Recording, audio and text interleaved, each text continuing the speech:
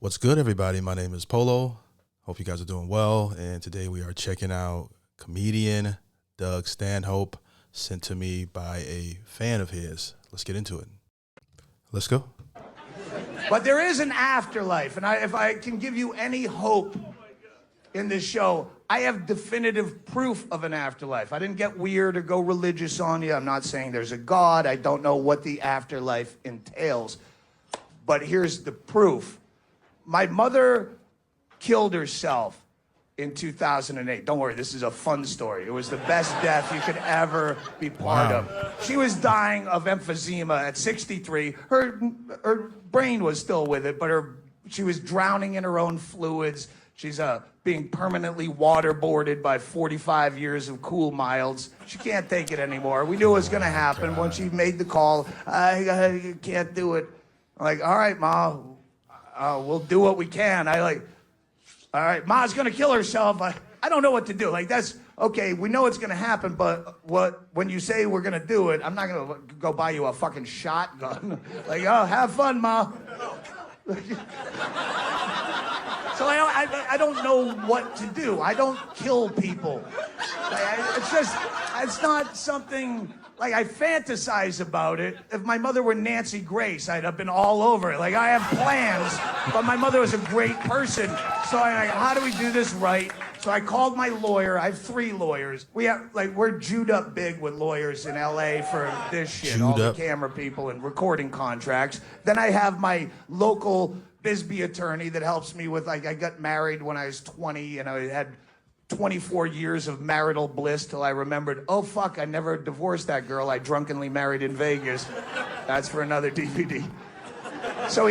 But then we have our 3rd lawyer who's a comedy fan. He's our wink wink nudge nudge Saul Goodman from Breaking Bad attorney. That he handles all the creepy shit. When Saul was badass. Me and Andy are up late at night doing blow and thinking of call Kirshner, see how much jail time we could we go to prison if we actually did this? He's that guy. So I called him knowing he'd hook me up with a doctor on the down low, as we say in the black community as a black person. He gave me the number. Okay, I guess that's another way to say down low, but generally speaking, down low means something else, but I get what he means. To a doctor, and I go, hey, my mother's gonna cash out and I don't know what to do. He said, what do you have? I go, I got Xanax out the ass. On the border, you can get all the fucking Xanax you want. He's like, that's no good. That's anti-anxiety. Does she have hospice care? Yeah, she does. Then she should have morphine. Ma, you got morphine? Yeah, I got morphine. All right, she's got morphine. We worked out the dosages and the milligrams, and he goes, if she has 30 of those, that's enough to kill any human being on the planet. She had fucking 90. I'm like, okay, we're good. Okay, we never talked. Remember that. Okay, doc. So I'm like, all right, we're gonna do this. First of all, bring her to my house, because she lived in 300 square feet of hoarder paradise, old electric bills with spider webs, all cramped. It's depressing enough if you're gonna help your mother kill herself, but we're gonna go to my house. We'll tidy up. So we set her up with a hospital bed in the living room. She had been AA off and on for my whole life. She had, at this point, been 4 years sober. And I'm like, you're not gonna kill yourself sober, right? You can't take those chips with you. One thing about Doug, what I'm noticing from his comedy is that he will go there. He will go to the darkest places. And I like some dark comedians, but Doug is really there, okay? And it's amazing to me how musicians and comedians can turn their pain into laughter or beautiful music, okay? Yeah, you're right. Why would I do that? That's dumb. So she, in her heyday, she was a black Russian drinker, so I set out a mini bottle of Kettle One and a mini bottle of Kahlua with her pills for whenever you're ready, let me know. We laid down ground rules. I said, Ma, if you're gonna kill yourself seriously, you can't do it on Sunday or Monday, because that's football. And that's a dick move. If you can call your own time to leave this planet, don't do it during someone else's planned event. Don't be an asshole. And she did it the Saturday before football. That was great. she came in on Thursday, Saturday night, she goes, it's time. And I'm like, time for what? Like medication? No, it's time. And I'm like, oh fuck, this is real. So I wake up Bingo, like it's going on. We start mixing up White Russians. She decided to make Black Russians White Russians because she thought the milk would coat her belly better for taking all the pills. Like mother till the end. Do you have whole milk? I got skim. Skim will work. I just don't want to throw up the pills. Chicken soup for the suicide. You're so fucking...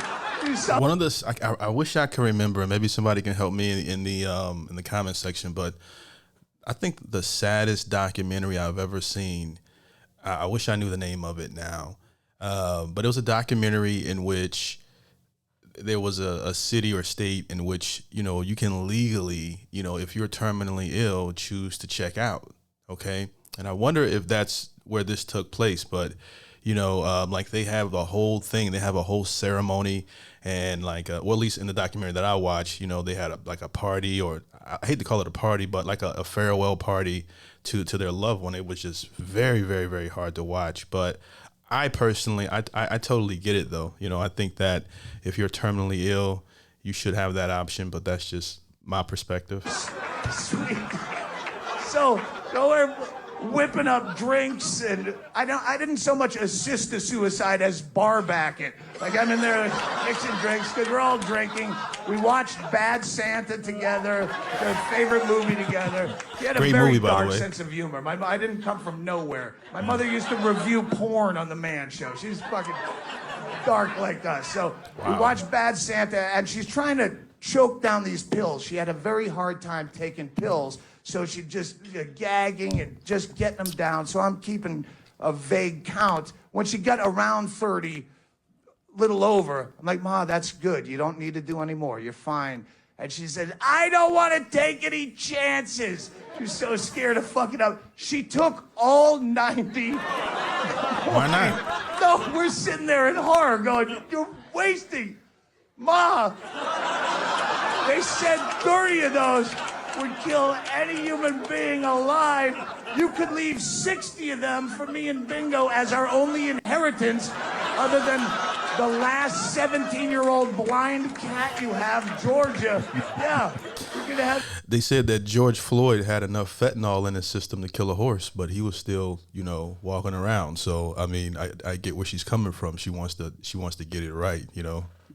You could leave 60 of them for me and Bingo as our only inheritance, other than the last 17-year-old blind cat you have, Georgia. Yeah, you're gonna have 60 morphines to have spontaneous memorials for Mother every here and again. Remember, Mom? Papa Morphine. Woo! What a great lady. What a crazy old bitch. No, hoarder till the end, all fucking 90. And then we fucked with her. Hard. I remember her last words as she's coming in and out, because we're just goofing on her as she's doing this, as she's fading in and out. I didn't even know if she'd respond. She was just hammering cocktails.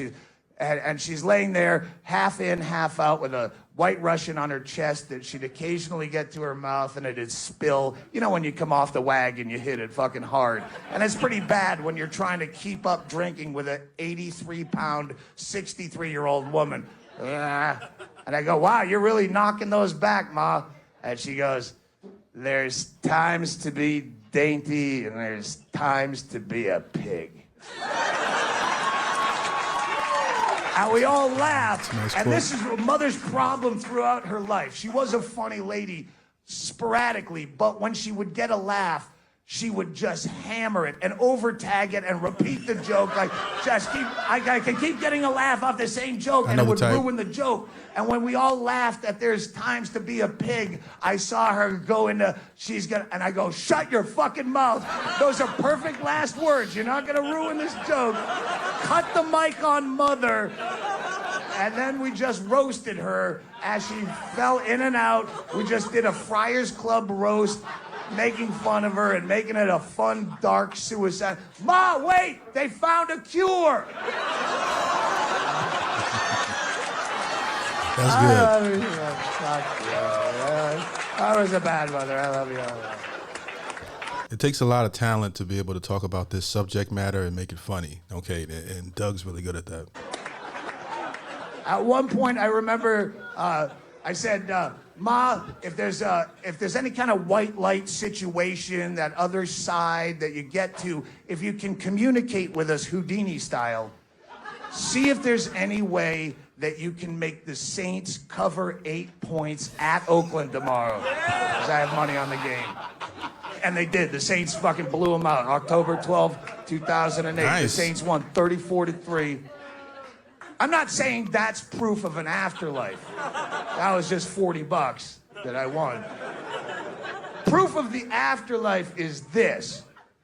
If there were no afterlife, how could my mother have bought me and my friends so many nice things from the Sky Mall catalog on her credit card 4 days after she passed from this earth? Answer me that, Your Honor. Brilliant. Answer me that. In fact, I'd like to enter these credit card receipts into evidence against the advice of my attorney. Look at that. 4 days. I had to swear on your Bible just to testify in my own defense. Your silly fake Jesus only lasted 3 days before he ran out of that cave like a pussy. My mother, 4 days, relaxing up there. She's drunk eBaying like I do.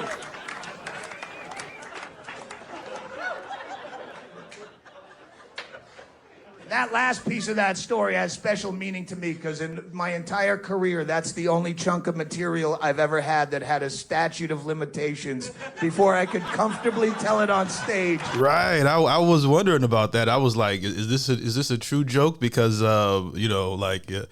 obviously it was a long time ago, but, if you get it, he's the one that was charging up the card. 3-year statute for credit card fraud. After that, fuck you. Mother didn't want some silly gravestone. That doesn't do anything. Mother wanted me to have a voice-activated remote control R2-D2 doll. When you take your crazy ass but cool next door neighbor, dark humor, and shock value, to me, you get Doug Stanhope, okay? The guy is really good at what he does. He makes you feel uncomfortable for with his stories that he tells and some of the videos I've reacted to from him. And he makes it funny. He makes it interesting. He's a great storyteller. And but he also comes across as that guy that that you could easily talk to, your crazy neighbor or whatever. So I actually like this comedy. I'm a fan of dark humor, and I think he nailed this one. But also made me think at the same time, which I love when comedians do that. So this was fire. Shout out to the Patreon supporter that sent this one in quite some time ago. But I truly appreciate the support, and also thank you guys for watching. If you like this type of content, do me a big favor and like the video, subscribe, hit that notification bell. I appreciate you guys for watching. Hope you have a great day. Peace. Yeah! Look what I have created! I have made fire! I have...